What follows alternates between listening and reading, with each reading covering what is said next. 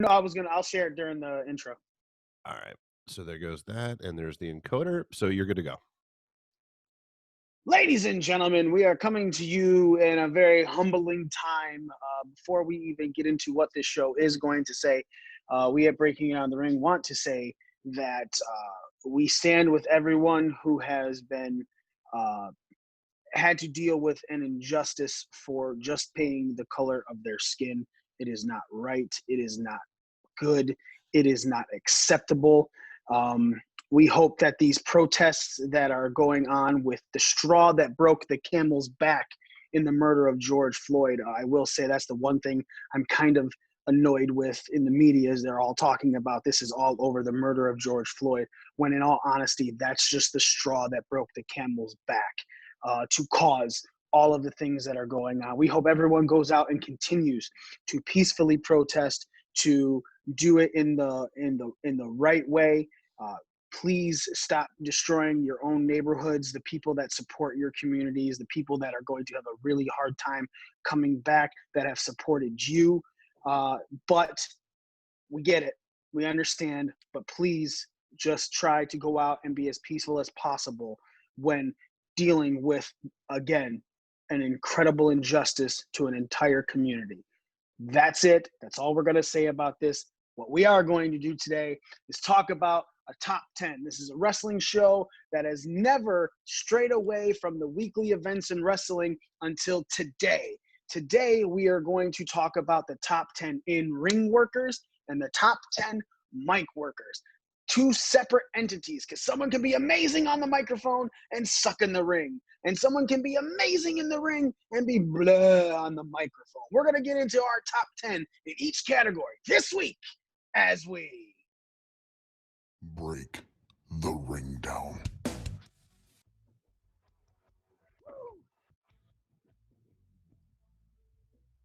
You don't know what hard times are, Daddy.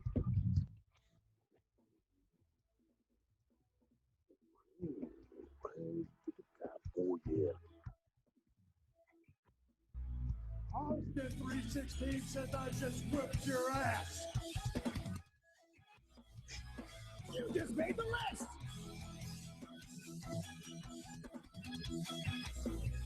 This right here is a fan favorite.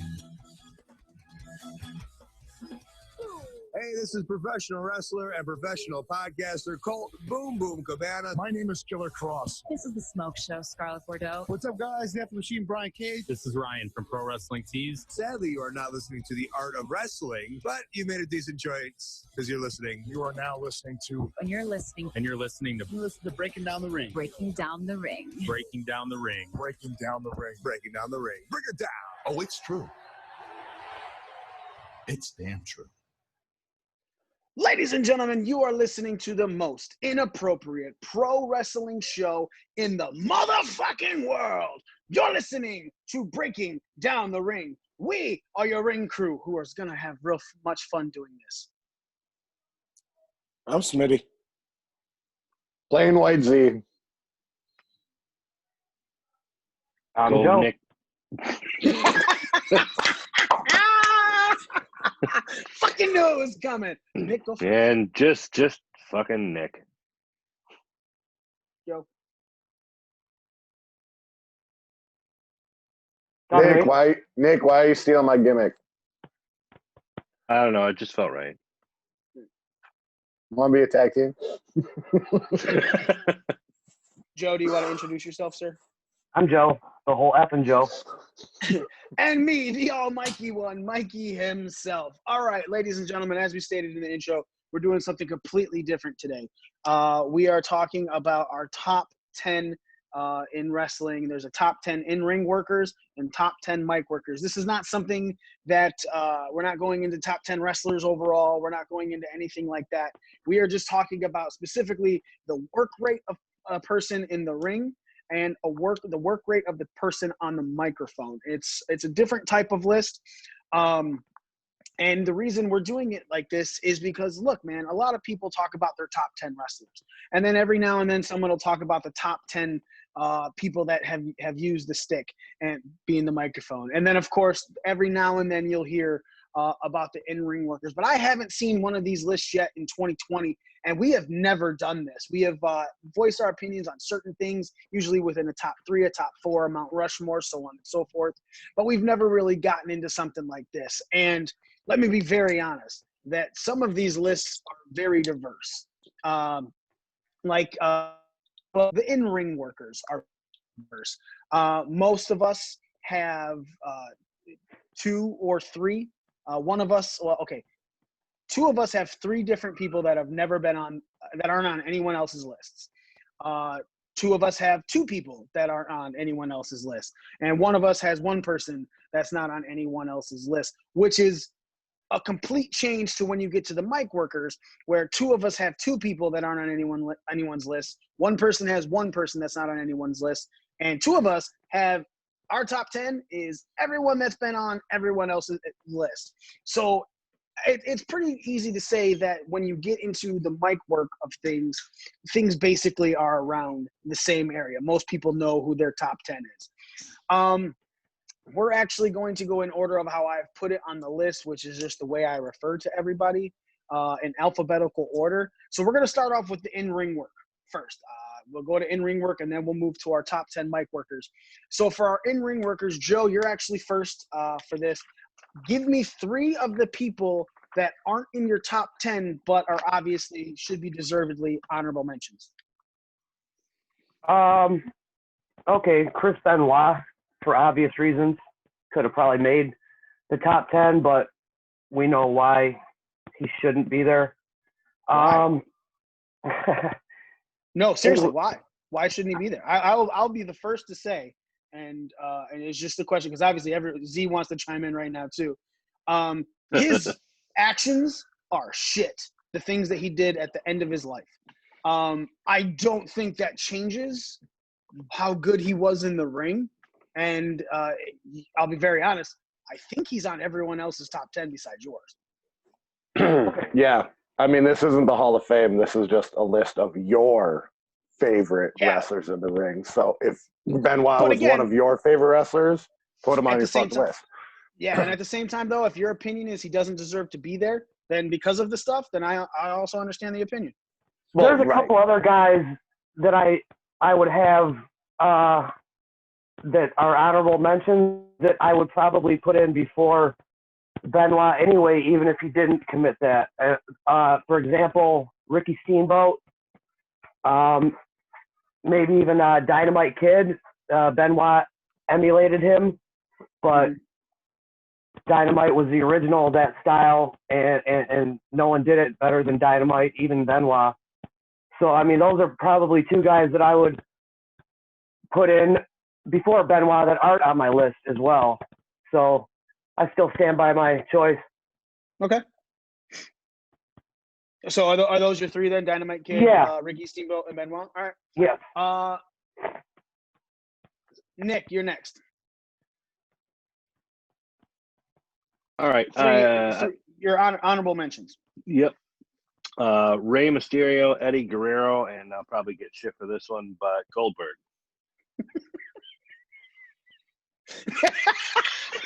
Yeah. Are your honorable mentions? Are your honorable mentions? How the fuck are the first 2 not on your list, period? And secondly, why is Goldberg even... No. Goldberg shouldn't even be in your top 100, your top 200, maybe top 500. So, Nick, explain. Your 3 are who again? I'm sorry, because the minute the Goldberg was said, I knew something was about to pop off. I immediately forgot your first 2. Rey Mysterio. Also, I knew it was Nick. Ask Mikey. I knew it was Nick. Z. All right, so Rey Mysterio, Eddie Guerrero. Okay. And Goldberg. All right, so let's talk about the first 2. All right, because number 3 is super polarized. Why didn't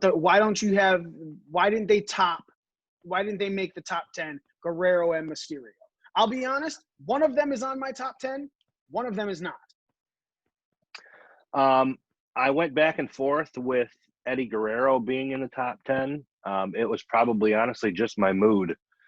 Because if you were to ask me this in 6 months from now, depending on if I've watched a couple of his matches over somebody else, he might have ended up in the top 10. It was really hard. It really was.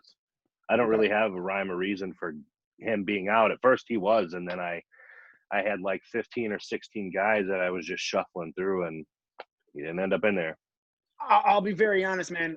My list, because we were supposed to do this show like 3 weeks ago, and I had my top 10s, and things moved in and out of top 10 as well. So I completely understand that. Now, I think the question that everyone who is watching this, obviously everyone who's on the show, is wondering, why Goldberg for an honorable mention? He never had a chance to make the top 10. Let me be clear on that. But I think for me, the fact that, he went as long as he did, being booked as this undefeated monster, just destroying people, for me, I know that doesn't necessarily translate to his in-ring ability, but I think it kind of speaks to it to a point because, I know it's predetermined and whatever, but I just think that's something that we still haven't really seen since then. So I just thought it was, it was good to throw him in the mix, in the conversation. Like I said, that's why he didn't make my top 10, because I don't think he's a great worker at all. But I think that what he did in that time period, in that era, is something to be said. Okay. Z, your rebuttal, just because I really know you want to say something. I did, but then again, this is a list of our opinions. It's not my fault that Nick has shitty opinions.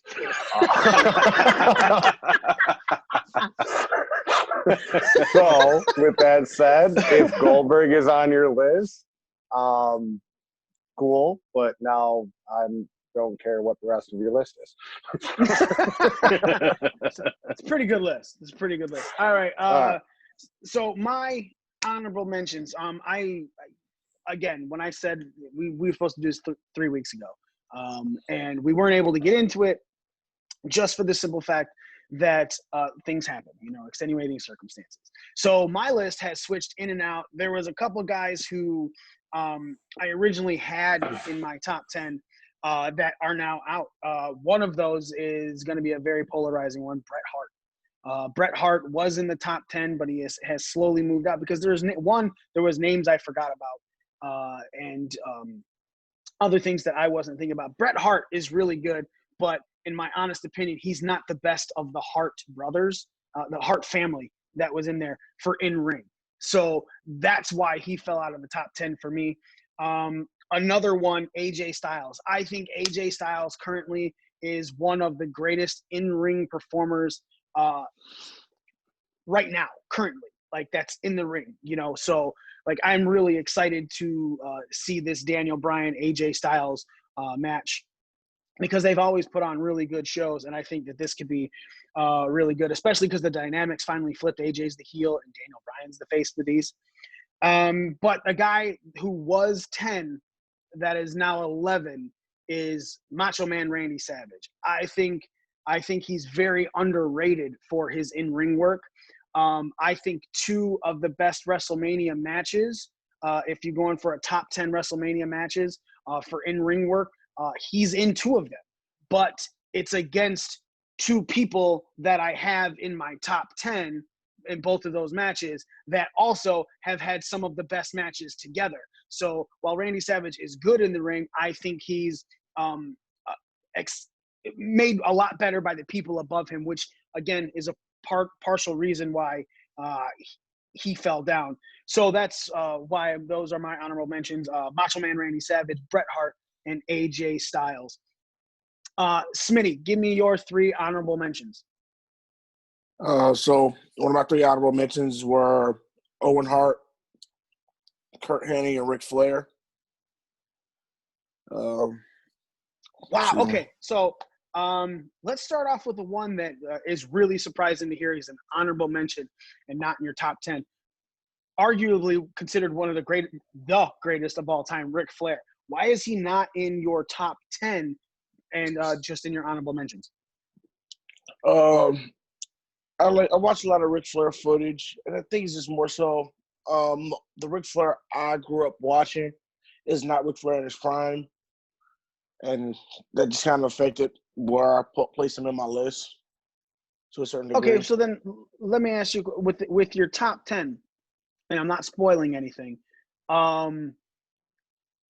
What about, is it because like in their prime is not how you're voting this? You're voting this for an entire career.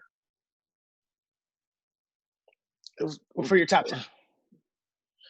Like this, his personal opinionated list, and some of it's like just stuff that I watched and stuff that stood out to me.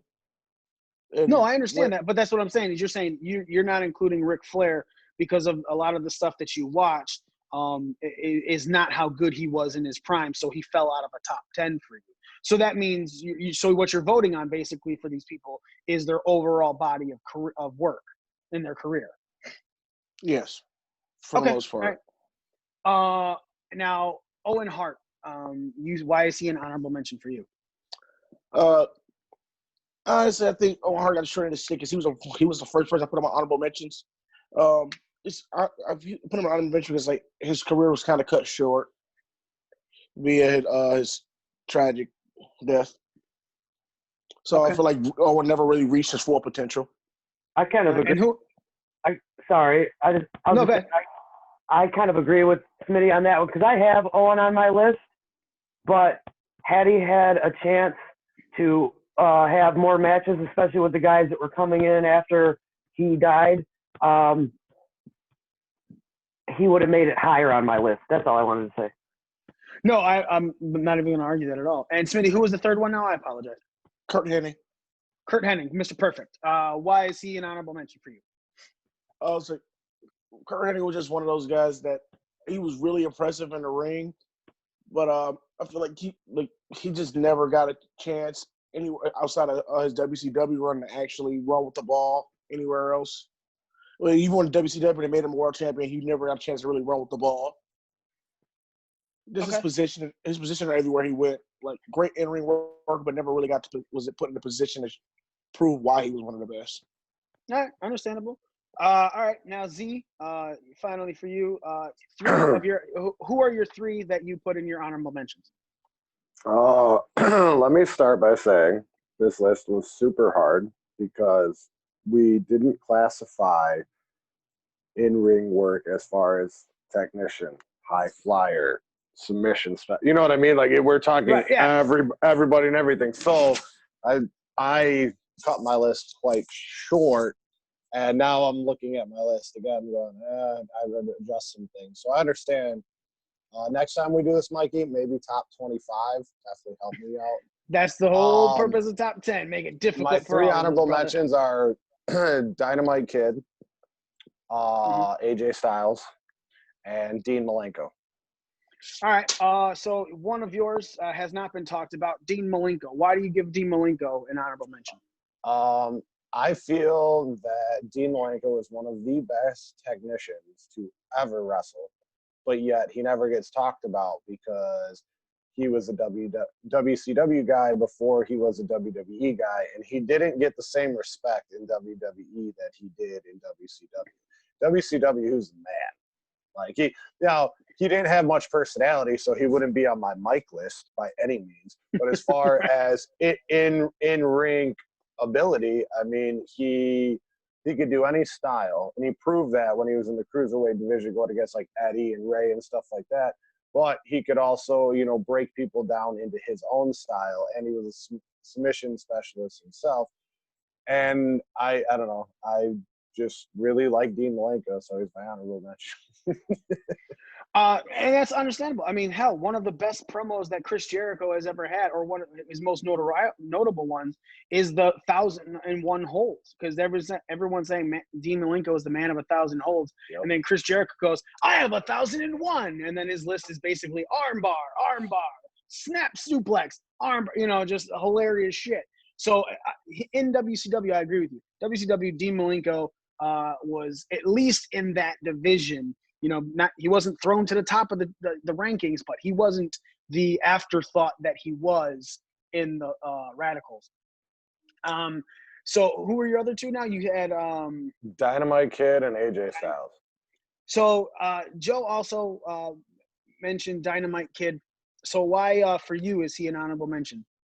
Because he invented like the high flying style that we call the cruiserweights now, but he was doing it way before everybody else. He was really, really good at his craft. Like, just watching him, the stuff he would do in the ring at that time period was just all innovative and all brand new and fresh. I mean, nowadays he would kind of fit right in, but back then the stuff he was doing in the ring was unheard of. Yeah, like the original Tiger Mask was a consideration for one of my honorable mentions because the things that him and Dynamite were doing, I mean, damn near 40 years ago now, I mean, those matches stand up today. Like, they were doing things back then that were just unheard of at the time. And like I said, you could put that match on a card today and it would fit right in. You know, a New Japan Ring of Honor type card, they'd be right in there with those guys. And Z, you and I are the only two to have AJ Styles listed as an honorable mention and not in our top 10. I explained my reasons why. What about for you, brother? To be honest, I haven't followed AJ Styles like some people in this group. But from what I've seen, he is really, really good, like really good. But there are just people that came before him that kind of had that style before he did. You know, the one is Shawn Michaels, and obviously Shawn is on my fucking list. But AJ, I mean, AJ's still top 25 to ever do it, and that's saying something. I mean, not saying he's 25 or 11, but I mean, I'd have to reconfigure some things. And again, just my opinion. Everyone's list is going to be different. But AJ just, I mean, he just barely missed it. I was struggling. My number 10, I'll give it away, was Eddie Guerrero, and I struggled with AJ Styles or Eddie Guerrero. You know, the flip flop, and finally. I just picked one. It's hard, man. You know, after the first three, it's like, well, yeah, these guys could basically go anywhere. Right. And again, talk about technician, high flyer, shit like that. But, yeah. So that transitions right into we're going to talk about everyone's bottom three. We'll start off with yours, Z's. Number 10, you have Eddie Guerrero. Number 9, you have William Regal. And at number 8, you have Owen Hart. Give me the reasoning behind why you have those as your bottom three. Well, Side note, apologize. When I remember I was talking about in the beginning that there is somebody on everybody's list that is not on anyone else's list. Your number 9, William Regal, is one that is particular only to your list. So talk about your bottom three and why you feel William Regal above anyone else deserves to be in the top 10. Okay, again, so when I did my list, I tried to keep it to who was the best in their particular genre of in-ring work. You know, again, technicians, high flyers. So William Regal had like this British strong style. He had the European style, and he was really good, like really good. Like William Regal should be on everyone's top 10 list because William Regal was really good in the ring. And you also got to configure that for like at least 15 years of that career, he doesn't remember what he was doing in the ring. He was so fucked up, but he was still that fucking good. So he perfected the European style. He was given shitty gimmicks. So like, again, this isn't like a star power thing in my book. I strictly basing it on in-ring abilities. And William Regal's one of the best to ever do it. And I almost guarantee there's at least one person sitting there going, oh shit, I should have put William Regal on my list, but I didn't even think about it. Because when Joe said Dynamite Kid, I was like, fuck. I was definitely thinking about Regal throughout all this, at least as he could have been. I wish we could do more honorable mentions because he would have been one. Right. He's definitely he's unorthodox. He's not the most athletic guy, but just the way he moves in the ring and his chain wrestling and his moveset and his grittiness, he's excellent. And he's a lot of fun to watch. Yeah, I definitely agree with that one. So I picked Eddie because he's adaptable, like really adaptable. He could wrestle any style. He would do anything in the ring. Didn't matter size, anything like that. So Eddie was number 10 because I really enjoy all of Eddie Guerrero's matches. There wasn't a single Eddie Guerrero match that I thought was like, damn, that's the drizzling shit. And as far as Owen Hart, Owen Hart, in my opinion, now later on in my list, I have Bret Hart, but I think Owen had the tragic accident not happened, and a year later he got to wrestle everybody that was coming into the company or coming up in the company. I think he would have been the best of the Hart brothers. He had more charisma. His in-ring ability was equal to Brett's. Brett normally gets the nod over Owen like he did on my list just because of the star power factor at the time. But I don't know what Owen could have been. So Owen is definitely on my list, and I definitely think he was better than William Regal and Eddie Guerrero. So he's number 8. All right. Smitty, your bottom 3 for your top 10. Number 10, Dean Malenko. Number 9, Macho Man Randy Savage. And number 8, AJ Styles. Dean Malenko is the one that is on your top 10 that is not on anyone else's top 10. He is your number 10. There's been conversation as to why he was honorably mentioned. Why do you feel he deserved to be in the top 10? And also talk about AJ Styles and Macho Man Randy Savage being at 8 and 9. So Malenko made my 10 spot because, like G said, like he's one of the most underrated technicians probably to ever enter the game.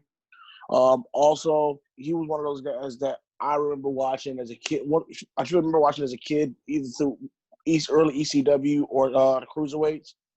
And I do feel like, yeah, he got a bad rap and a bad position inside of the World Wrestling Federation. So he has some of the most memorable matches I've seen with Eddie Guerrero and ECW. His feuds with guys like Jericho and Rey Mysterio and Guerrero, even in WCW. Like he just had a lot of memorable matches and feuds, and it was all told through most of the ring work. Okay. And then AJ Styles at 8 and Macho Man Randy Savage at 9. Why do you have those guys there?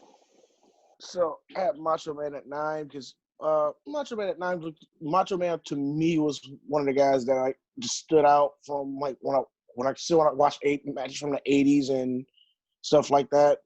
And even his WCW run, he still had a little gas in the tank.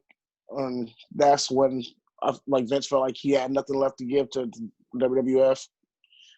And he's also just had some of the most, like you said, 2 most memorable WrestleMania matches of all time. And he was probably he always kind of was in the shadow of Hogan throughout the 80s, and Flair as well. So anyway, he was by far he was the better ring guy out of those 3 in my mind. Okay, and then AJ Styles, number 8. AJ Styles is probably one of the best modern in-ring guys.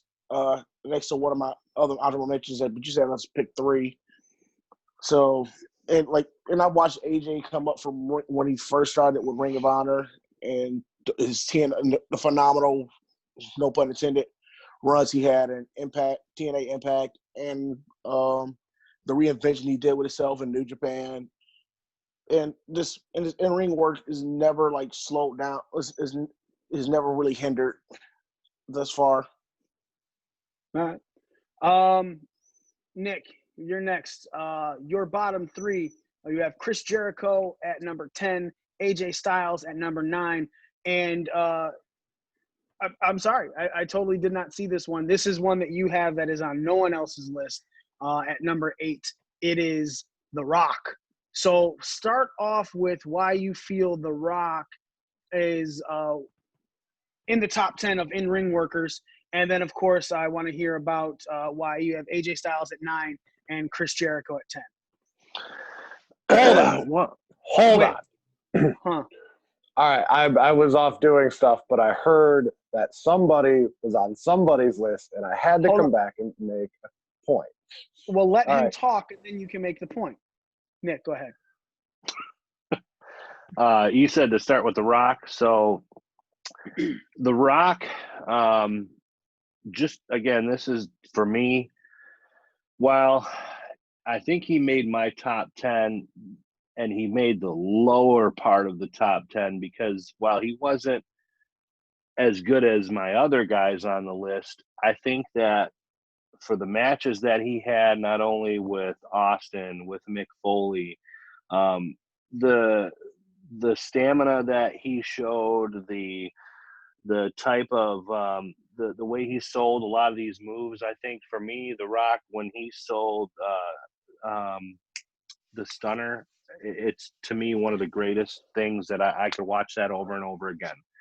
You know, I think that his charisma in the ring to captivate the audience and the way it did is bigger than a lot of the other guys had, because I think not only do you can perform in the ring all day, but if you're not engaging the audience and having them behind you when you're performing, then to me, you know, it just doesn't really work. So the way that he engaged the audience and got everybody to side with him in his ability, it's almost, you know, it's why he made my top 10. Okay, I guess are you referring to his mic work, like his promos, or in the match when he's like yelling at the audience and stuff like that? In the match itself. Okay, all right. And then of course you have AJ Styles at number 9 and Chris Jericho at number 10. Explain those two as well. Yeah, AJ Styles right now, one of the best in the world. You know, he can really do anything from striking to submission to high flying moves to, you know, power moves. You know, there's oftentimes when he really surprises me with how strong he really is. And then Chris Jericho, I mean, the dude's been doing this as long, if not longer, than I've been watching wrestling on and off. And the fact that he can still go the way he does at his age is just a testament to how good he really is in the ring. He makes other guys look good. And he's just always been in the top 10 for me. All right, Z, what was your rebuttal point? I retract it because I just realized that Nick hasn't been watching wrestling as long as some of us, so his top 10 is going to be slightly newer generation than and plus one of the things he said about The Rock, again, we're doing in-ring, what does it for you, and what does it for him is Rock showmanship in the ring, so I can't really tell him he's wrong. So right, especially because you said it yourself. Your list was like, we weren't talking specifically technicians. We're not talking specifically high flyers. It can, you know, and yeah, you know, it was funny when Nick sent me his in-ring workers. The first thing he said after he sent it was, "Don't shit on me for my list," and I was like, "Don't worry, Z will." Hey, yo, Z, out of all those categories you brought up, the showman was something you never brought up. That's another category. Like, that's what does it for Nick. Right, that's what I mean. Like, this is very the in-ring work one was harder than the mic one. The mic one, I made a list of 100 people off the top of my head and was like, okay, Bass.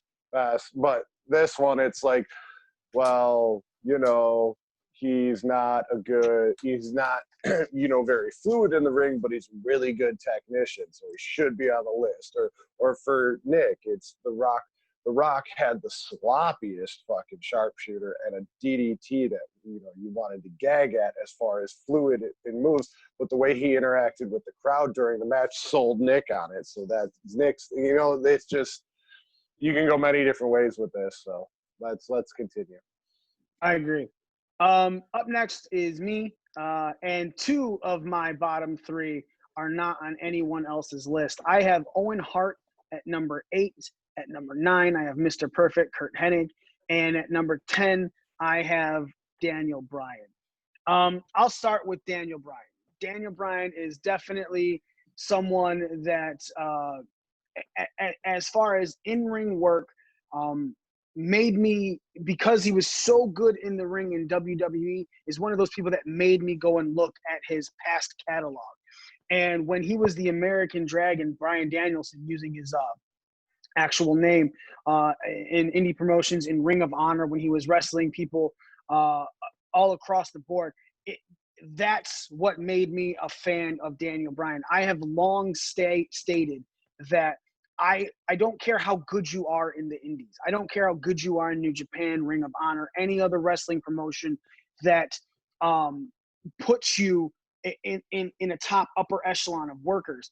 I don't think you're an amazing worker if you can't work the WWE style. Because I'll be very honest, the WWE style is very formulaic.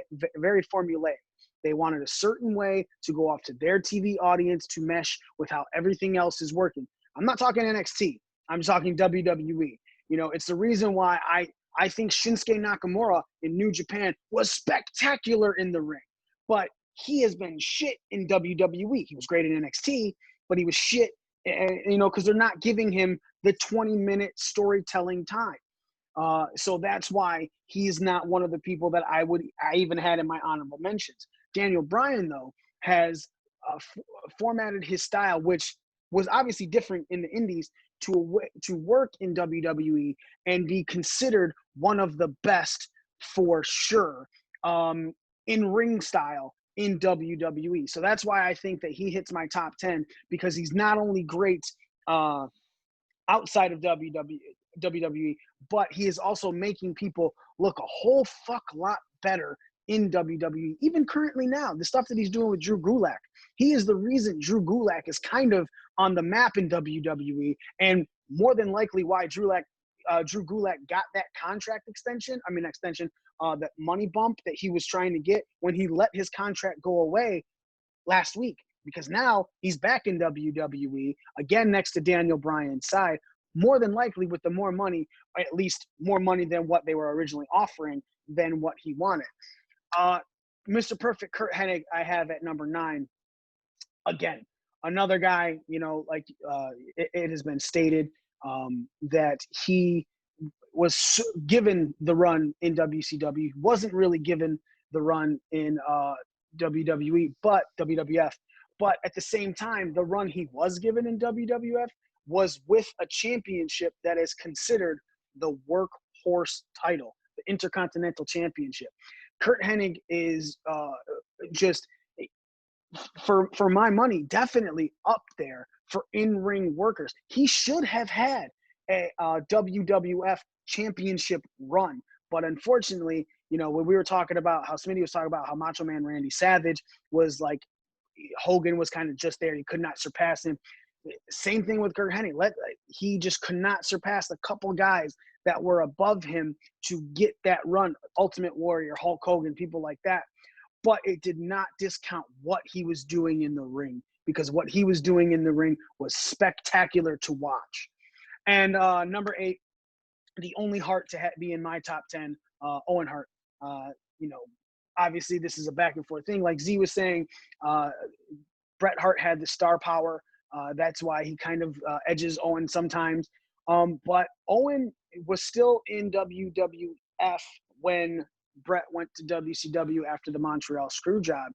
And the reason that they had such a problem with Owen is because right then, WWF didn't know what to do with people that were that good in the ring, but they didn't know how to get them over outside of the in-ring work. If Owen was the first Hart, like let's say, because he was the youngest kid of the entire Hart family, right, of Stu. So if Owen had been born earlier, like if he was Bret, Owen would have went into WWF and did way better than Bret Hart did, in my opinion, because he was more charismatic, right? But obviously towards the end, what they're trying to focus on is not just his in-ring work, because the dude was flipping everywhere. He was able to put on the technical stuff. Even Chris Jericho said in the Dark Side of the Ring, it was like he was doing things that he was like, wow, I just can't wait to hopefully work with him one day. And it is not stated just because of this Dark Side of the Ring that is recently. Owen Hart has always been, at least to me, one of the top performers in ring in professional wrestling. Anybody want to say anything about that? Not just Owen, just my bottom three. Z, you look like you're pointing around. I was going to put Daniel Bryan on my list, and then I was going to put Daniel Bryan in my honorable mention. But the entire time, every time I thought of Daniel Bryan, I thought of Walt standing right behind me going, yeah, he's got no fucking talent. Walt trolls the shit out of Daniel Bryan. Okay. I was going to say that was a good pick because, like I said, I thought about him for both of mine. He definitely deserves to be on, a top list. And yeah, good pick. Thanks, man. Smitty, you're about to say something. I figured Daniel Bryan was going to be one of those dead horse picks. That's why I kind of put him on the cutting board. Cutting floor. So, are you saying that because you thought no one else was going to pick him, you didn't pick him? I thought everybody was going to pick him, and I just wanted to have a little variety. See, man, that's the whole point of these top 10. These play top 10 is like your top 10, no matter what. I have I have 3 people on my list that are on anyone else's list. Brian was also he's one. Like, when you had me sitting on everything, I put Brian in my honorable mentions because I gave you like a whole list of stuff. Yeah, I agree. Everyone gave me a whole list of stuff. All right, Joe, your bottom 3. Number 10, Chris Jericho. Number 9, Owen Hart. And number 8, which is surprising, even more surprising than Smitty putting him in honorable mentions, Ric Flair. Again, arguably one of the greatest of all time. Why do you have him at number 8? And also talk about number 9, Owen Hart, and number 10, Chris Jericho. When you mean why do I have Ric Flair at number 8 and not higher or not lower? Yes, higher. Because, again, he's arguably considered one of the greatest of all time. He is as a 5-tool player, as the overall package. I just feel like in-ring ability, not that he's not great, because I still have him in my top 10. He's fucking awesome. He's Ric Flair. He's one of the greatest. But I just feel like there's some other guys that in-ring, rope to rope, are better than him. Not very many guys, because he's still in my top 10, but, right. Like you said at the beginning of the show, if we're talking like overall, like great wrestlers of all time, Ric Flair would be much higher. Then going back to Chris Jericho at number 10, it's just, from the time he entered the scene until right now, he's having just 4 or 5-star matches with everybody. I mean, he's wrestled everybody across the gamut, he's wrestled Hulk Hogan, Shawn Michaels, Ric Flair, Stone Cold Steve Austin, The Rock, and he's wrestling guys in New Japan like, Okada, Naito, Kenny Omega, Tanahashi, and he's still just having incredible matches, even pushing 50 years old. And then Owen Hart,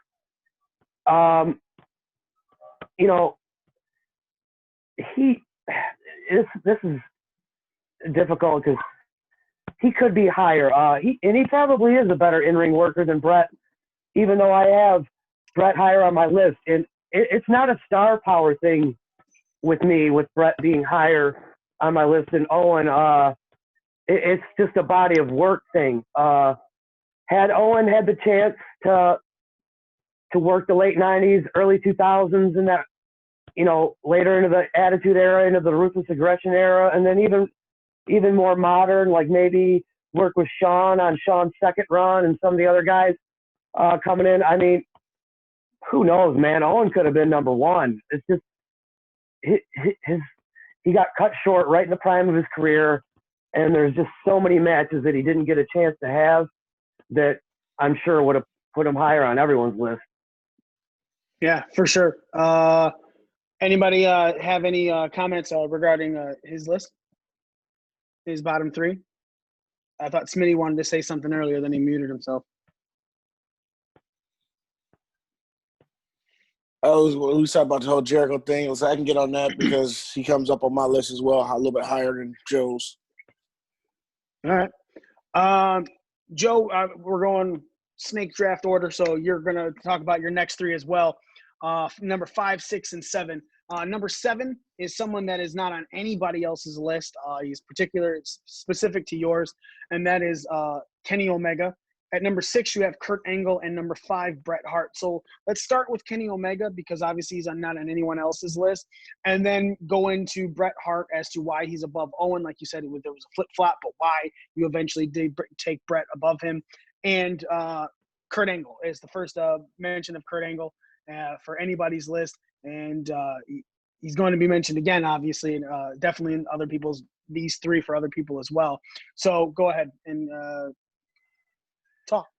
When I'm thinking about Kenny Omega, I'm not so much thinking about the AEW Kenny Omega. I'm thinking about the cleaner New Japan Kenny Omega and some of the series of matches he had with Okada. He's had great matches with pretty much everybody on that roster, and a lot of people, including people that are known to be a lot smarter in this business than I am, compare Kenny's matches, his series of matches with Okada.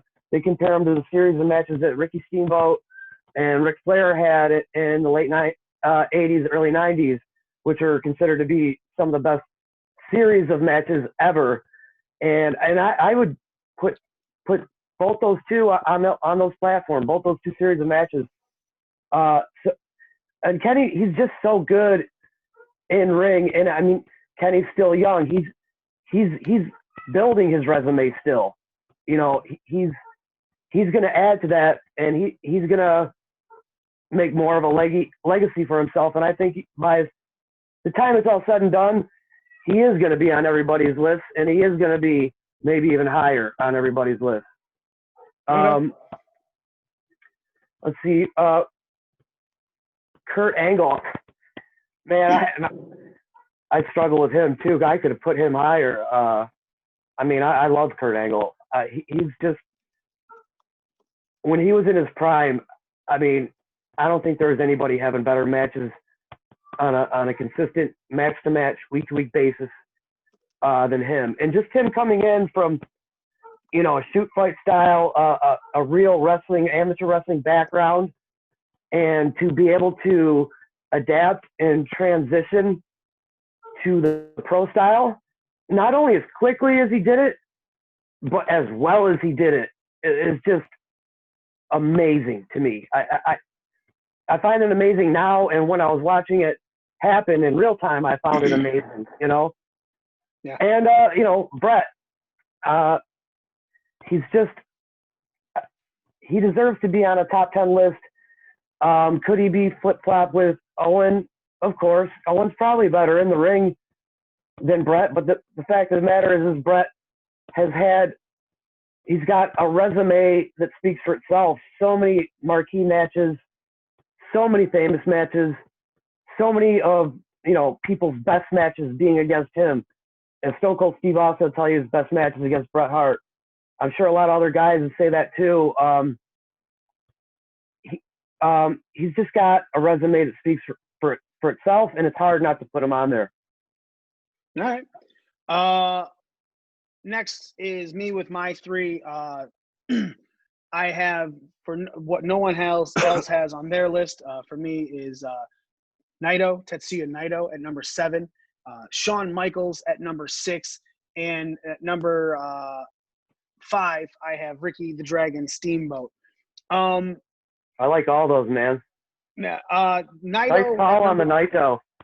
Thank you. That's exactly what I'm about to talk about right now. Naito is, a lot of people have been talking, including just now on this list, with Chris Jericho and Okada, how they had some of the best matches, and how Okada and Kenny Omega had some amazing matches as well. I've always said, one of my things about the reason that I complain about some AEW stuff is when things go outside of the ring or things that are extended from what a normal wrestling match's rules are it takes me away out of it. It's something that I can't fully follow anymore because of the fact that there has to be some sort of base in something. Okada and Omega 1 has largely been considered one of the best wrestling matches ever, and I have said no just because of the fact, again, how much time they had spent outside of the ring when they weren't supposed to be having that much time outside of the ring. Throws it off for me. Not saying it's a bad match, just saying why I don't believe it is the best wrestling match is because it did not perform in the confines of the rules that it had. But Okada, amazing performer in New Japan Wrestling. So is Kenny Omega. Definitely not taken away from that. But if I had to find a guy in New Japan, and not even if, it's just that when I was brought over to watch New Japan, so many people were talking about Okada. So many people were talking about Shinsuke Nakamura and things like that. And I'm sitting there and I felt like Tetsuya Naito, it was, even though he was given the runs in the upper echelon of it, he was there Mr. Perfect, right? Just so fucking good in the ring, but better than Mr. Perfect because he had much more, like Nick said, when for The Rock, there was the charisma, factor in it. Watching Naito just slide in there and lay on his, it's stuff that he did in the ring that I agree brings you into the match more, but I also felt he wrestled better within the confines of the structure of the match better than anybody else in New Japan. Did he have the charisma factor that the other guys had? No, not as high. I think he does have that charisma though. One thing that that's what I'm saying. I'm not saying he doesn't have the charisma. I'm saying the other guys have their charisma touted more. Okada with the Rainmaker. Shinsuke Nakamura with his entrances. These are things that bring people into characters more. Like we're saying, no one's saying that The Rock is like this ultimate pendulum star to pay attention to as to in ring work, but The Rock wasn't top of WWF, WWE because of his in-ring work. It was his mic skills. It was the things that brought people into it.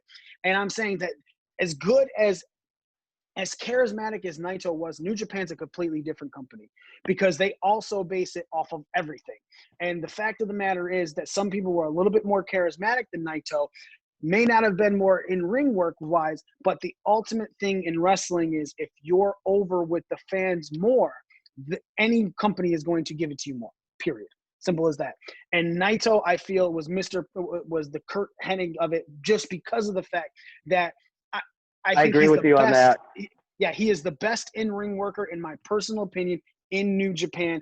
Definitely top 10 in the world. And I honestly think that if for some reason he decided to come to WWE because of that, I think that he could translate to the WWE style. I think that he is an overall well-rounded performer that there's no reason he shouldn't be thought of in somebody else's top 10 list, overall workers. I agree with you on that your assessment, like on the Kurt Hennig thing, it kind of like being a timing thing. Like, Kurt Hennig was there, with the Ultimate Warriors, with the Macho Man, with the Hulk Hogan. So it's like these mega stars and like Jericho, who's like right there with those guys, but he's there at a time with Stone Cold Steve Austin and The Rock. It's like, and same thing with Naito with these mega stars. He's there at a time when guys like, Tanahashi and Okada and Omega, are just mega fucking stars.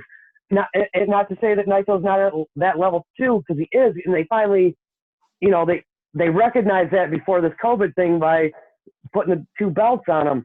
Another real quick thing I want to say, which he deserves, by the way, that's awesome they did that.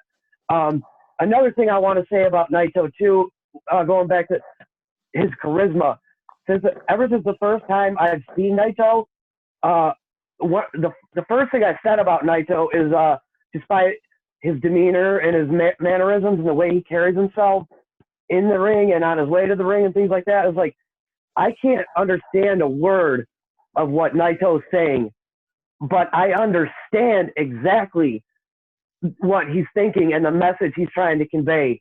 And like you don't have to understand what he's saying. You could just see it by the way he carries himself. You know exactly what he's thinking. He's excellent at letting the viewer know what his motives are, what he's thinking in that ring at all times, but without verbally communicating. Exactly. I also have a guy in my 5, 6, and 7, my middle rungs, that is much higher on everyone else's list. HBK, the Heartbreak Kid, Shawn Michaels. I have him at number 6, not even in the top 5. And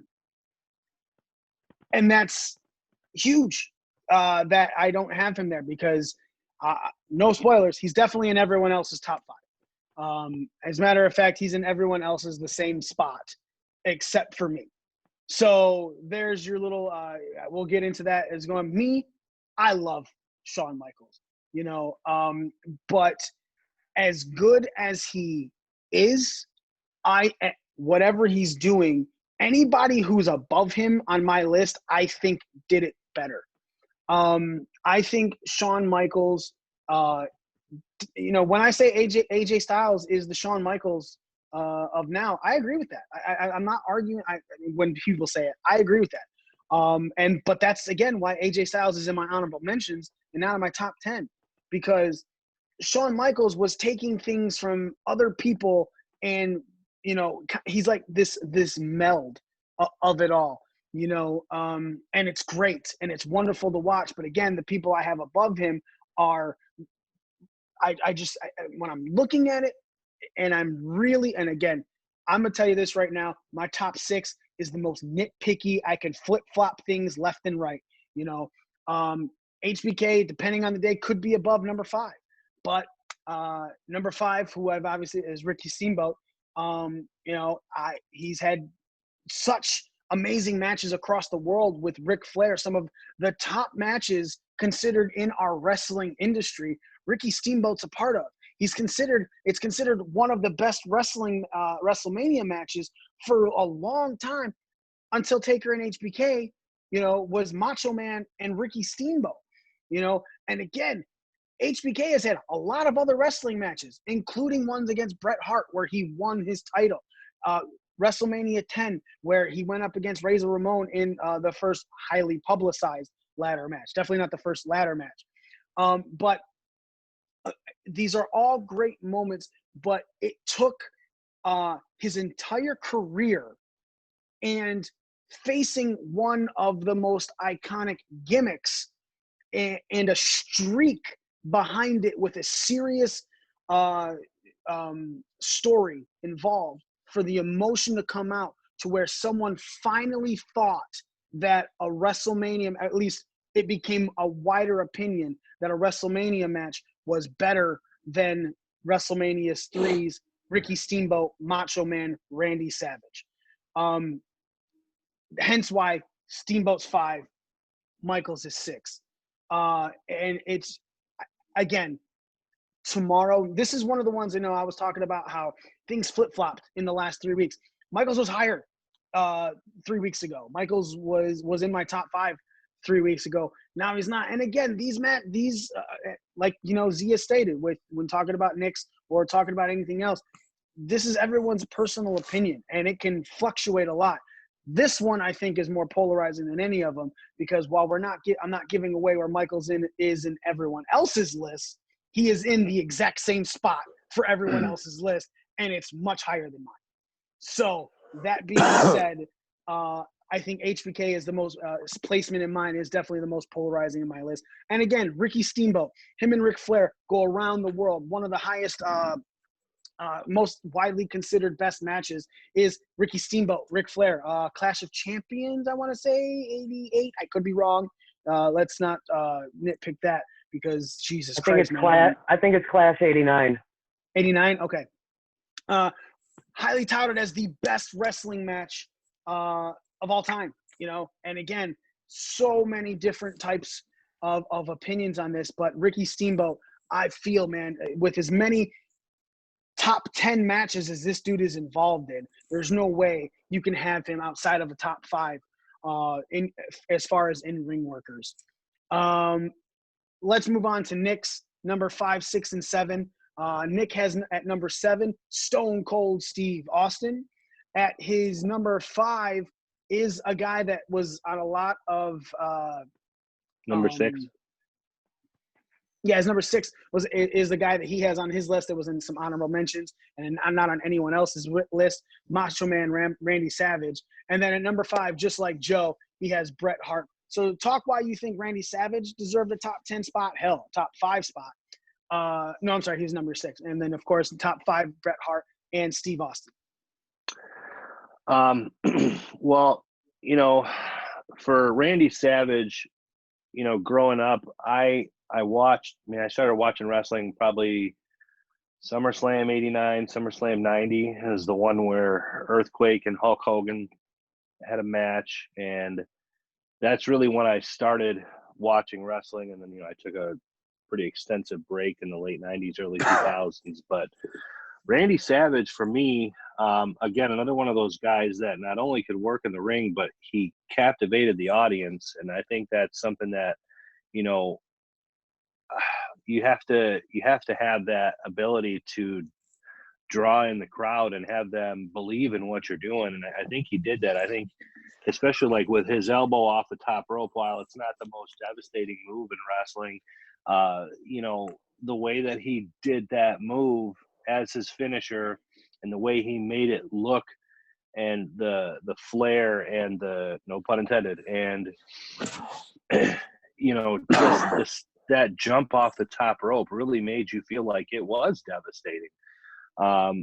So I think for me, that's why he was up there at number 6. Stone Cold, while again, this is another one of those things where his showmanship combined with not the best in-ring work, but the two, added together really made for a really good performer. And, you believe that he was beating the fuck out of these people, didn't matter the size. He gave, he gave the whole, it's not the size of the dog in the fight, it's the size of the fight in the dog mentality to a lot of people.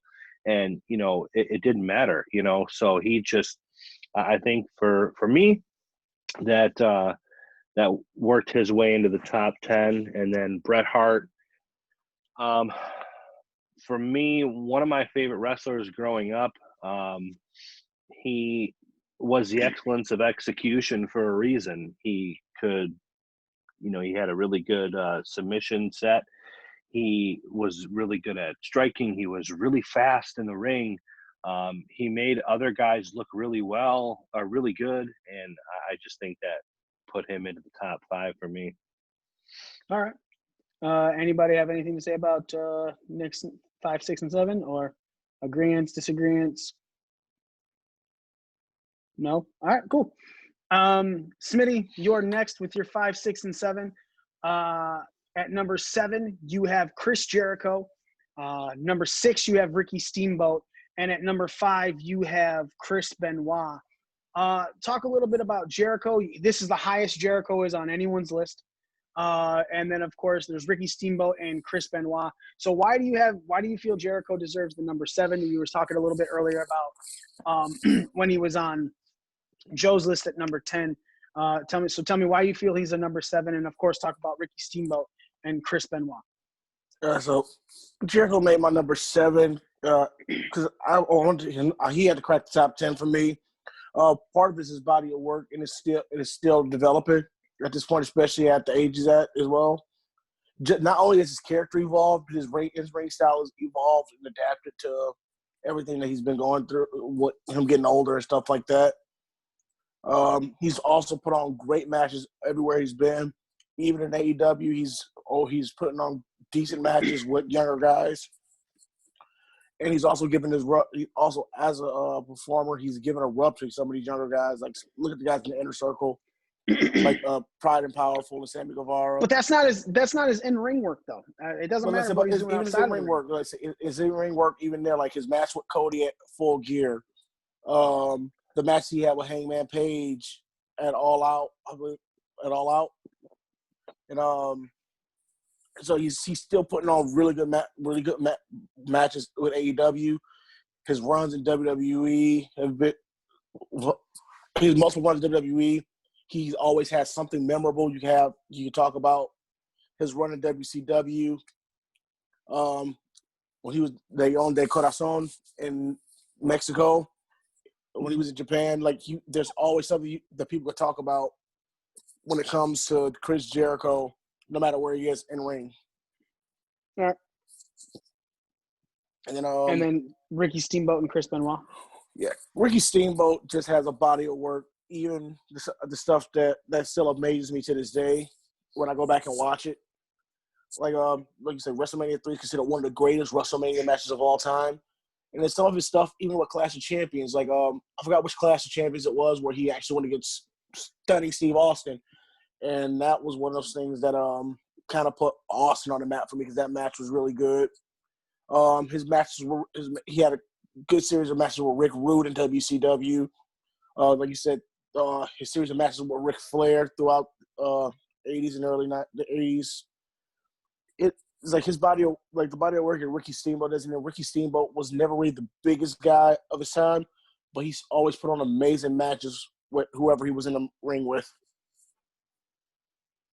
And last person was Chris Benoit. Because Chris Benoit was one of those my love of Chris Benoit started back in when he was with ECW as the Pegasus Kid, and he had a great series of matches with a guy named Lionheart, and who's that? Weren't those matches in New Japan though, Smitty? Oh yeah, they were in New Japan, but they also made the way to ECW in 94, 93, 94 or something, 94, 95 or something like that. Yeah, but in ECW they were wrestling as themselves, not Nope, Jericho's still Lionheart. Yeah, Jericho's Lionheart in ECW. He was Lionheart Chris Jericho. He wasn't like Corleone de Leon or whatever he was. And Benoit Leon de Corazon. Yeah, whatever. And Benoit wasn't Pegasus Kid in ECW. Yeah, but when I first saw them, they were performing in ECW, just like when I first saw Malenko and Guerrero. But and some of the series of matches that they had there, that's where I was like, I liked the Benoit character. I liked the Benoit character. Then everything he did in WCW was really good, and his WWE run just was probably him just hitting his feet. And he was a great technician. When he laid in strikes, it looked like they fucking hurt. And Benoit always entertained me, and he's had one of my favorite submissions of all time. So that was made kind of subjective where he got there with the crippler crossface. Okay. All right. Up next, Z. Your 7, 8, and 9. Your number 7 is someone that no one else has on their list. Randy Orton. Number 6, you have Chris Benoit. And at number 5, you have Kurt Angle. So please start off with Randy Orton, which I'm going to let me say something first. I'm not going to argue this. I think Randy Orton is one of the smoothest technical workers inside of the ring right now. So I can't even argue why you even have him on a top 10. But go ahead and tell me why you feel he deserves to be in the top 10. For that exact reason. Randy Orton, in my career of watching wrestling, which goes back about 33 years, he's one of everything he does in the ring is absolutely perfect. Even when he botches, he makes the right adjustment to make it be like, you're like, wait a minute, like, was that really a botch or was it, planned or whatever? He's just that good. And just that one of my favorite Randy Orton moves is not the RKO. It's the fucking running fucking spinning power slam he does, and how crisp it looks every time. Even so, other people steal it. Like Cody took it and he openly admits to it. He's like, Randy does it, so I do it. He's just so good in the ring. I don't know. I'm just a huge Orton mark, so he's making my list. Is basically what Understandable. Yeah. What was above him on my list? Chris Benoit on number. Yeah, Chris Benoit at number 6, and your top 5 starts with Kurt Angle. Chris Benoit, this is the lowest Chris Benoit is on anyone's list if he's on a list. But you're also one of these huge Chris Benoit marks. So explain why you have him at number 6 and then go on Kurt Angle at number 5. He was at number 3 to begin with. Just to throw that out there. He's Chris Benoit. He's one of the best technical workers, and he gets the bump above everybody else because I am a huge Benoit mark. But I mean, he's on everybody else's list somewhere. So nope. I mean, not. Oh yeah. Well, Joe was afraid to put him on the list because he thought he was going to get in trouble. No, Get in trouble for everything now. I know, but I don't care. It's Chris Benoit. He's one of the best to ever do it. Everybody recognized it. You know where he would be if he didn't kill his fucking family. So I mean, I don't know. He was one of the best technical workers in the business ever, and I really enjoy like a technical wrestling match. That's why there's a lot of technicians on my list, except for Danny Bryan because he's a talentless bum. And Kurt Angle starts your top 5. Oh, Kurt Angle! Kurt Angle should be my favorite wrestler because Kurt Angle is the only person on both of my lists. He did it so quickly. No, he's not. He's not on my mic list. No, he's on your mic list. He's not the only person on both lists. Oh, cool. Then maybe he shouldn't be my. There's only one other. There's only one other. Fucker. Probably. I don't know. I'll think about it. But anyways, Angle's just so good, and he did it so quickly. And he's got, when it comes to in ring, he can be a technician. He can hang with a high flyer. He's got the charisma to, make the crowd buy into it. And he can be both face or heel, and that includes like the style of wrestling he does in the ring and the shit he does in the ring. Like he has different movesets and shit for when he's a heel and a face, and like different ways he pumps up the crowd, like almost like his own cheerleader. But he just got the natural charisma, and he's just such a natural. He just took to the business, so he should be in everybody's top 5, in my opinion. Right. And I know where he is on your list. I have many times touted where I believe Kurt Angle deserves to be. And again, because we're in a snake formation Z, you're still going to be talking. We're going to talk about 2, 3, and 4. Number 4 is a guy that you have that no one else has on their list in Rey Mysterio. Number 3, you have Ric Flair. And at number 2, you have Bret Hart. So start with Rey Mysterio, why you feel not only is he deserved to be in a top 10, but in your top 5. And then, of course, talk about Ric Flair and Bret Hart. because he's the GLOAT, the best luchador of all time. The bloat? The bloat? the GLOAT. Whatever he puts on his... Right, but you said bloat. But you said best luchador. That would make him bloat. Oh, great! I thought it was the best mask of all time. And yeah, it's the greatest mask of all time. Gamote. Whatever you want to call it. I mean, he's been everywhere. He does a lot of innovative shit in the ring. Like he invented a style that guys run with today, and he's still adapting to it. He still does stuff in the ring that I have never seen before. When he came back, and now mind you, like I don't watch anything out of like American pro wrestling that's on TV. I have watched a few New Japan, but so there's a lot of shit Ray does that I've never seen before. Like when he came back and started doing that thing where he does like the baseball slide into the splash, that shit looked fluid as fuck. Like, I was just going to mention that that slide. He always brings something new with him, something back with him when he makes a return. Always. Right. So like and he's never had a bad match. I mean, yeah, he did kill somebody, but whatever. He came back this time with a Canadian fucking destroyer. Okay, exactly my point of why he's on my list. Like, thank you guys for making the point of why he's on my list. And of course, then Ric Flair at number 3 and Bret Hart at number 2. Ric Flair back in the old days, when I go back and watch old Ric Flair matches, he is just such a good storyteller in the ring. And still to this day, still in an old age, like, yeah, sure, he can't wrestle, but he knows how to use psychology during a match to get the crowd even more invested to love or hate somebody, depending on, you know, what he's trying to do. Like if he's got to take a bump, like he just knows. He's just very, very good. I mean, and you know, he's the greatest wrestler of all time. Yeah, on a lot of people's lists, but I don't know. It just seemed like a very deserving spot. You know, that's all I All right, and Bret Hart at number 2. got. Sorry, should have muted for that. Bret Hart. Involuntary. Bret Hart. When I was growing up, Bret Hart was the best technician.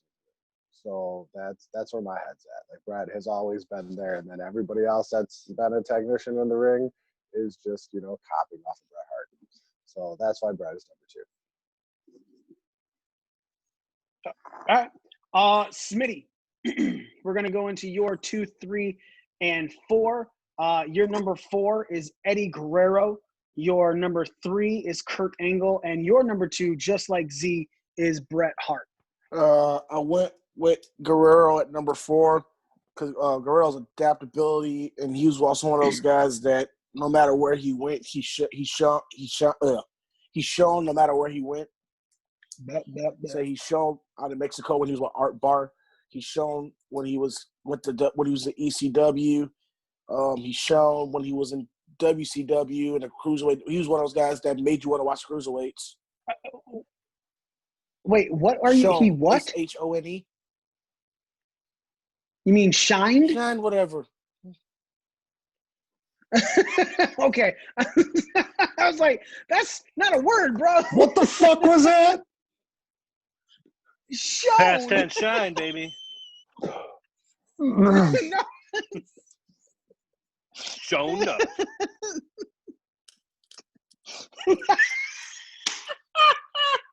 Oh no. All right, guys. He shined. You say he got a chance. He shined at the mid card and at the top of the card in WWF, and his body of work was just amazing. And he is also one of those guys that adapted to almost anybody he worked with, whether it was somebody he worked with a million times or some people he probably had a one-off with. Like, I thought the match at No Way Out, outside of the whole where he won his WWE championship, outside of the whole Goldberg interference thing, it was a pretty solid, decent match going into it. And that rest Eddie Soul. We still talk about his body of work to this day because it was just that good. Kurt Angle at 3, Bret Hart at 2. Kurt Angle's a fucking machine. That's that's the best way to put it. I just feel like the best part of his in-ring work, a lot of people didn't get the chance to see because it wasn't TNA. A lot of people talk about his the end of his WWE run, but his best work was in TNA when he had like excellent match. When he came in and had a set of killer matches with Samoa Joe. He had a bunch of killer matches with AJ Styles when he was there. Even his work, triple threat matches with, the triple threat with both of those guys. Yes, and also he had some pretty decent matches with Jeff Jarrett when he was there. Say his matches with Sting, and at that point, people kind of thought Sting may have been washed up at that point, but those who put on some killer matches out in TNA. And he also had some great character work while he was in TNA with the whole main event mafia thing. And that was back in the day when TNA was doing some really good stuff too, and I was completely tuned out of WWFE or whatever just because I wasn't liking their product at the time. And like guys like AJ and Joe and Kurt and Daniels, they were killing it back then. House down, dude. Just Killer matches, dude. And there was a whole thing with the main event Mafia where Kurt Angle was a world champion of TNA, and he was just putting on matches like 4 or 5 star matches with the X Division guys. So he like put on good matches with guys like Jay Lethal, Sanjay Dutt, and it was like there was not a match there was a time where I would literally I couldn't miss TNA if I knew Kurt Angle was on the card. Me too. Back in those days, I was like diehard TNA guy and not tuned into WWE at all. All right, and then you have Bret Hart at number 2, Smitty. Trying to keep this moving quicker. We only have about a half hour left of the show. We have a whole other top 10 to hit. Yeah, so I kind of agree with Z. Like, well, growing up, when it came to technicians, Bret was the guy, and even now, like Bret Hart is the technician I kind of hold the standard to, and his body of work, unlike Owen, where I feel like Owen's career was cut short, and he never reached his full potential. Bret's body of work kind of speaks for itself. Fuck Goldberg for kicking him in the head. All right. Next, Nick, we're going to talk about your 4, 3, and 2. At number 4, you have Chris Benoit. At number 3, you have Owen Hart. And at number 2, you have Ric Flair. Chris Benoit, obviously, for all the reasons everybody said. I mean, the dude just, to me, was a machine. I mean, there was really never a time when that guy not only made himself look good, but made his opponents look good. His submission style, he was a fucking beast. His anything off the ropes, I mean, he just made everything look fluid. I will say as a human, take the words from Paul Heyman, fuck him. But, as a professional in the business, second to none. I mean, he was just phenomenal. Except Owen Hart. Ric Flair. Yeah, right. Sorry. Just give me shit. I have to give everyone shit. It's not just Smitty I give shit to. Owen Hart, this was tough. I initially did have Bret Hart ahead of him, but I think it was Z that said it earlier that had Owen Hart gotten into the business before Bret, he would have done, in my opinion, everything that Bret did and then some. And I think that mixed with the potential that he had with that time period when guys were coming in like Eddie Guerrero and Chris Benoit, and they didn't have that opportunity, though they could have put on some of the best matches that we had ever seen, and we would be talking about those matches as opposed to the other matches that you guys had all mentioned. His time with Coco Beware and High Energy and transitioning into a singles wrestler, that match at WrestleMania 10 is one of my top 5 matches of all time, him and Bret. So I just think that, and I'm kind of biased right now because of the Dark Side of the Ring thing, so that may have pushed him into, that 3rd spot, just saying. But and then number 2, Ric Flair. I mean, it's another one of those things where his in-ring ability mixed with his way to captivate the audience and get them behind whatever he was doing, whether it was when he was a heel or doing something to make his opponent look good. One of his matches for me, and I didn't see a lot of his older matches like from the mid to early 80s and so on. But one of the matches that really stuck out for me was with him and Randy Savage. I think it was WrestleMania 8. The way he sells moves and covered in blood and his stumbling and face planting into the mat, just all of those things turned him to me into that number 2 spot as a well-rounded in-ring worker that from his wrestling style to captivating the audience just made him, one of the best in-ring performers. All right. For me, 4, 3, and 2, I have Ric Flair at number 4. I have Chris Benoit at number 3, and I have Eddie Guerrero at number 2. Eddie Guerrero has been floating right around the mid to top range of this for a while. I think Chris Benoit is one of the best technical people of all time.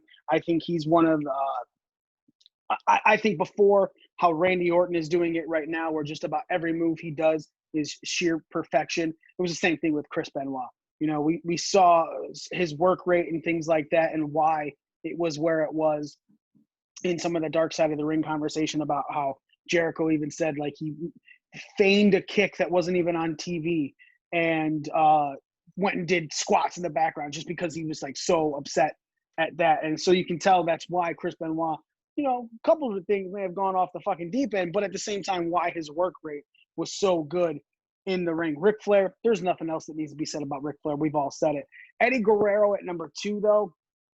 I put Guerrero at number 2 because while he was amazing technically, he was wonderful at high flying, he was, in my opinion, one of the most innovative people in the ring for not wrestling moves, but wrestling finishes. Because let's be honest, the lie, cheat, and steal gimmick gave him things, and he did things that people weren't even think about. You know, hitting the chair on the mat, tossing it to his opponent, and then falling. And then the ref calling a DQ for Eddie to win because they thought the guy hit him with the chair.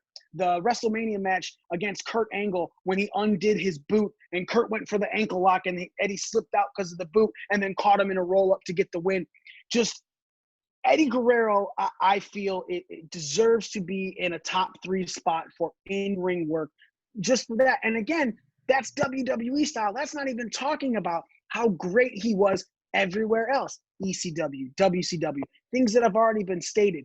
But why he's at my number 2, basically for the innovative things he was doing towards the end of his WWE career and sadly, unfortunately, towards the end of his life. It was just so captivating, so good. I can only imagine what would have come next had he continued living and providing us all of these wrestling memories. All right, Joe, you're 4, 3, and 2. Your number 3 is somebody that nobody has in their list. Your number 4, Eddie Guerrero, like I just said. Number 3 is Rob Van Dam, RVD. And number 2, you have AJ Styles. Talk a little bit why RVD is in your top 10, let alone your top 3, and then go a little bit into why you have AJ Styles so high and a little, you know, Eddie Guerrero. Obviously, try to keep it quick. All right, let's go start from the bottom. Eddie Guerrero, I mean, most of all been said about him that can be said. I can add a little bit to that, though. It's a guy that had great matches with pretty much everybody across the like everybody from a Rey Mysterio to Brock Lesnar, literally. Great matches and different styles of matches, you know, high-flying matches with Rey Mysterio, technical matches with Malenko, hard-hitting stuff with Benoit, you know, brutal, bloody just wars with like a JBL, street fights with John Cena. He could do it all, everything, and just so smooth, no holes in his game whatsoever. Just an incredible athlete in the ring. RVD, I can't believe he's not on anyone's list, to be honest with you. There's so many moves that people do now that are straight up stolen from him.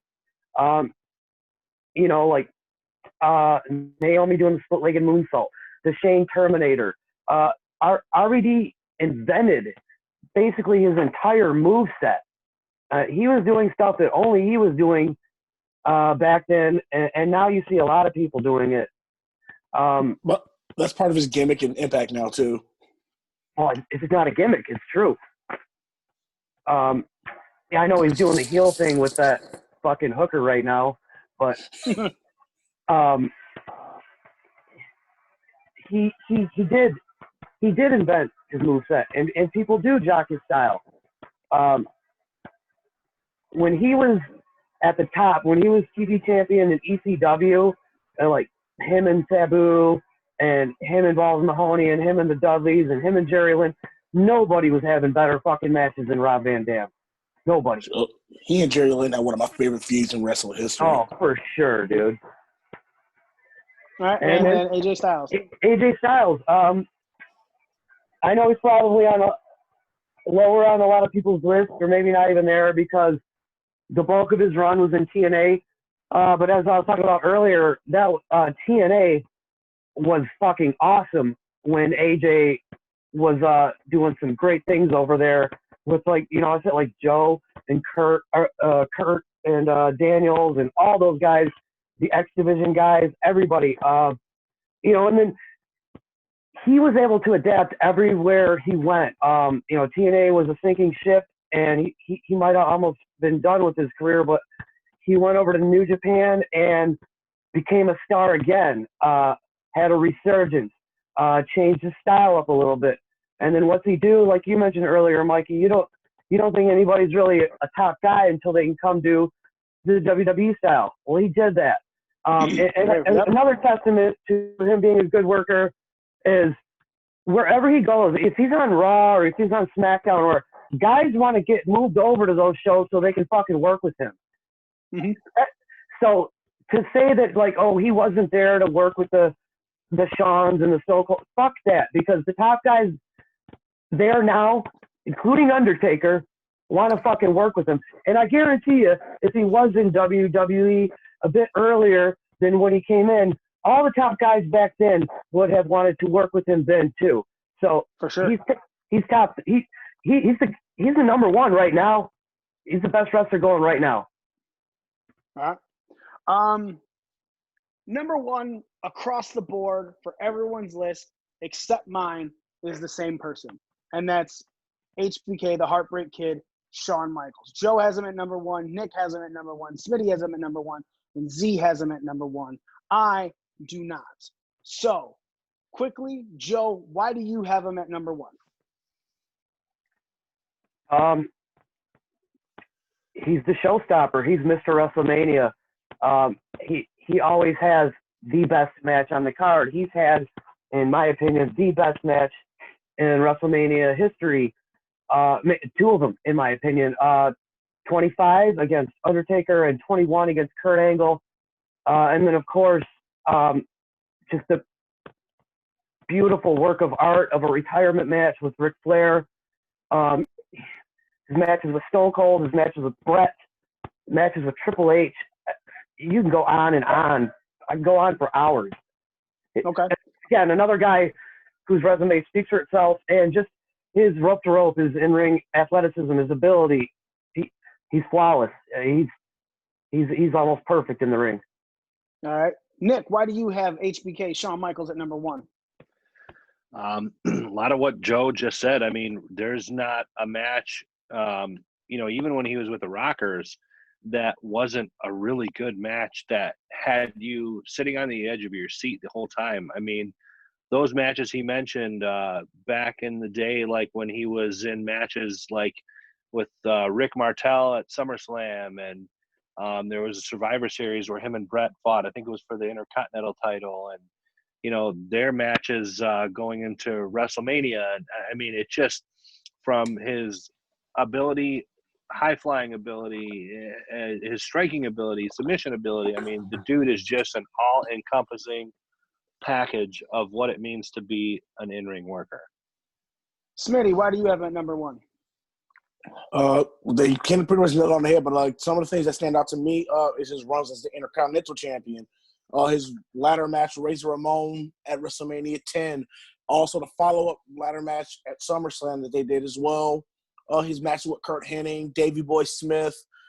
Like Joe, like we'll say one of my favorite WrestleMania matches with him was the WrestleMania 19 match with Jericho. And like see, the guy, like wherever he is on the card, he made you want to watch. All right, and Z, why is he the Heartbreak Kid, Shawn Michaels, your number one? For all the reasons currently stated and the fact that I'm biased. Obviously, I'm the only one who does not have Shawn Michaels at number one, and a lot of people already know who my number one is as far as in-ring work, and that's Kurt Angle. I have Kurt Angle right there for the simple fact, a lot of what everything was saying, mainly what Joe and Smitty were talking about, is Kurt Angle's main part of his career. A lot of people think WWE, but he got even better once he hit TNA. He was putting on his best work 5-star Dave Meltzer, before he went on a tangent of ratings, was giving Kurt Angle these matches in TNA. Kurt Angle was the reason TNA was something to be watched at certain parts of those, in certain parts of its history, outside of other things. But Kurt Angle could go with anyone. Like a lot of people said, his match with Shawn Michaels, highly touted. Again, one of the better WrestleMania matches. Hell, him and Brock Lesnar at WrestleMania, even though Brock Lesnar fucking messed that fucking shooting star press up and almost killed himself. Another high quality match.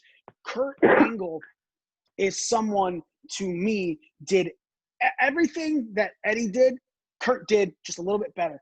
As far as high flying moves and things like that. Same with Chris Benoit. Boom, you see Kurt Angle, and he evolved his shit. Kurt Angle had that ankle lock for the longest time, and then eventually started going into cinch it when he dropped to the mat and doing it so people couldn't constantly flip out of it, because there became he's standing up hitting his ankle lock, so people would flip and throw Kurt Angle over. Well, then he started cinching it in by wrapping his legs around the leg as well, so you couldn't do that. You know, he didn't just his moves, he evolved them as well with his in-ring work. And again, similar to what Z was saying with William Regal, Kurt Angle was drugged the fuck up doing this shit. You know, imagine if he had a healthy neck. He didn't win the Olympics with a broken freaking neck. Just how much better he could have been because there weren't drugs in his system. Again, though, sometimes drugs make everything better. There was a pitcher that threw a no-hitter on LSD once. Okay, let's not pretend drugs have not made things. You know, he might not have been able to perform at that level without those drugs. I mean, he was on a lot of pain pills and he was in a lot of pain. So if he was feeling all that pain, he wouldn't have been able to do that stuff. It's very possible. It could go either way, but to me, I just think Kurt Angle is something that everyone should watch from all of his stuff.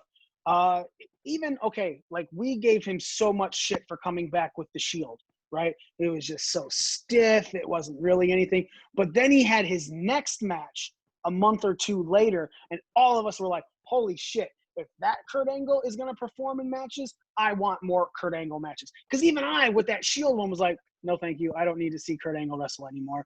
Let's not destroy your legacy. And then he came back for one more match, and you were like, okay, I could see that Kurt Angle. Kurt Angle is just the ultimate guy to me. I understand why everyone else has HBK at number one. I'm not knocking it in any way, shape, or form. But to me, it's Kurt Angle. You know, he is the one to pay attention to. Now, I will say this. That top 10 for the in-ring work went about 30 minutes longer than I was thinking it's going to. So I don't think we're going to get into the top 10 mic workers today. But because I don't want a show to have 3 hours. We don't need a 3-hour show. We could definitely go into this on another show next week while having our picks for NXT takeovers in your house as well. I do, though, want to get into the honorable mentions for mic work. Z, you're going to be first for this because obviously we're going in the snake division. So give me 3 people that you have honorable mentions for your mic work that did not make your top 10 but definitely deserve to be talked about. Enzo Amore, for starters, was probably a garbage human being. I don't really know. I've never met the guy. But it was great on the mic. Absolutely fucking fantastic. He would just go out there and talk, and the people loved it, and I was one of those people. So I don't know where he would actually land on if I made an actual, extended all-time list, but it definitely needs to be talked about because he was probably the best talker of this generation, maybe not, but definitely in the conversation. He's definitely a walking catchphrase. Yeah. Also in there, Rick Rude. Rick Rude's mic skills were fantastic, whether they were completely scripted and he said the same thing. He could also carry a conversation when, as a heel or a face. So I just feel he has to be there. And I mean, that off the top of my head, I can't think of a different one, and I didn't really do honorable mentions for mic work because there's so many people to pick from. All right. Smitty, your honorable mentions for mic work. So I picked this. This one was hard for me too. Cause the 3 honorable mentions I had Superstar Billy Graham, because Superstar Billy Graham kind of laid down pretty much almost the entire platform for cutting promos in the '80s, and and the number 2 that goes into my second honorable mention of Hulk Hogan, because you remember Hulk Hogan promo when you hear Hulk Hogan promo. Let me tell you something, brother. Yeah. Even despite the fact that we know he used another word when he said brother, he meant to say something else. He was just cutting a promo. But and the third person I have on my honorable mention is Bray Wyatt. Okay. Bray Wyatt has always been able to cut a decent promo. It may seem like he's rambling, but he kept you captivated whenever he's on the mic. All right. Nick, 3 people that you believe deserved honorable mentions for their mic work, but for some reason did not make your top 10. Excuse me. I've got Triple There's no H. excuse. Oh man. Triple H. Nick's shitting his pants over there. Yeah, man. Fuck. Grandma spaghetti. Yeah. All over. It's mom's spaghetti. Triple H is I think he's just great on the mic. He's very articulate. He's got a really good way with words that really, captivates you and makes you believe that, I don't ever feel like what he's saying is scripted. He's got that power on the mic. Ted DiBiase, I think as the $1 Million Man, just, he made you, at least made me, pissed off because he was such a fucking snotty millionaire in essence, and he really made you believe that he was that character, that arrogant fucking rich asshole.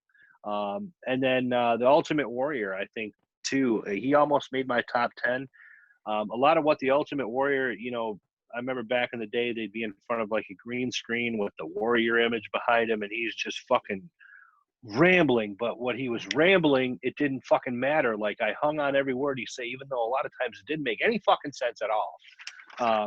But he had you believe that he was this fucking ultra human being that just was, ready to fucking kill whatever came into his path. And it really didn't matter what he said, but that's what was great about it. All right. For me, go ahead, Z. I remember what my third honorable mention was. CM Punk. Okay. Moving on. He's in one of my honorable mentions, so I'll definitely go into a little bit more with about CM Punk. My honorable mentions: Samoa Joe. I think Samoa Joe, his mic work. Like, if there's anyone who can talk and just make you want to hate him at the same time make you love him, I think Samoa Joe is definitely up there. There's a reason he's doing commentary right now. It's because of how well he speaks and his words come across when he's talking about whatever he's talking about. His stuff in NXT, his stuff in TNA, his stuff in Ring of Honor. Samoa Joe is a really fucking good on that stick. Next for me, CM Punk. I have highly talked about how I feel CM Punk is one of the more overrated people. I think he hit a spot in a specific time frame that sent him over the moon. But at the same time, I think that he's great.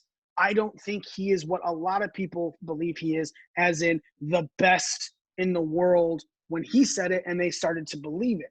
I get it. Doesn't suck, obviously. I don't think he was even in an honorable mention for our in-ring workers, though he does have one of the best matches in WWE history when he took on John Cena at Money in the Bank for the WWE Championship. But again, there was also so much emotion built in that match for how it went and to where he left out of the crowd with the belt. 5-star match from Meltzer for Money in the Bank 2011 against John Cena. Did I say 2011? It wasn't 2011. It was something else. Was it? Anyway, fuck it. Who cares? But again, as far as the mic work as well, I think he's good. I think he talked really well. I just think there's a bunch of other people above him, including who I have at my number 11 that I just couldn't find a way to put in my top 10. And it's the first woman I think is being mentioned on any of these lists, Alexa Bliss. I think the way Alexa Bliss works the microphone, the way she has went with the crowd, how she has changed a what chant to go for her, which is not something many wrestlers have been able to do. I think Alexa Bliss, while she's also a part of one of the worst fucking segments in promo history, I don't think that's totally on her. I think that's a lot more on the writing with it. There's some things you just can't make better, like a Bayley, This Is Your Life.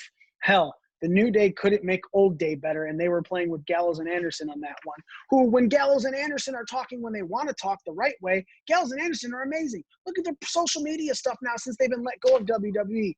Hilarious. Great mic work, but obviously not in that style. But I think Alexa Bliss definitely deserves to be mentioned as one of the top mic performers in wrestling today and past. I think Joe, she also has one of the worst. I think Alexa Bliss has one of the worst talk show segments in WWE history. A Moment of Bliss, I think, is one of the worst talk show segments in WWE history. Okay. Joe, your three of your honorable mentions. I've got Daniel Bryan, actually, for one of mine. What Stop he did with your dogs. John Wick is going to fuck you up. The dog is killing a toy. Oh, okay. That's fine, though.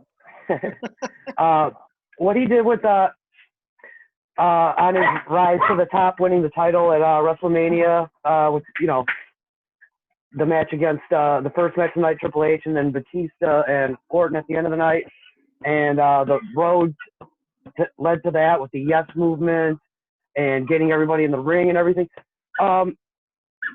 Getting Vince to forcing Vince's hand to book him correctly and getting the WWE universe behind him was not just based on what he did in the ring. He talked his way into that spot too. So I think he should definitely be mentioned there. I also have the $1 Million Man, Ted DiBiase, as an honorable mention. Just that cackle, his voice. Yeah, when he talked, you believe him. That's what I like in a promo is when someone talks, I want to be able to believe what they're saying. And like you were saying with Samoa Joe earlier, you can believe what he's saying, Well, I got John Cena as an honorable mention. He's just got he could have even made the top 10, let's be honest. But I have other people in there. Fair. with his raps and all of his promos throughout the history of his career, I mean, his mic work speaks for itself. You don't need to go into that very much. So that's my three. All right. So next week, ladies and gentlemen, we're going to get into more of our top 10 for the people on the mic. We're also going to be having our predictions.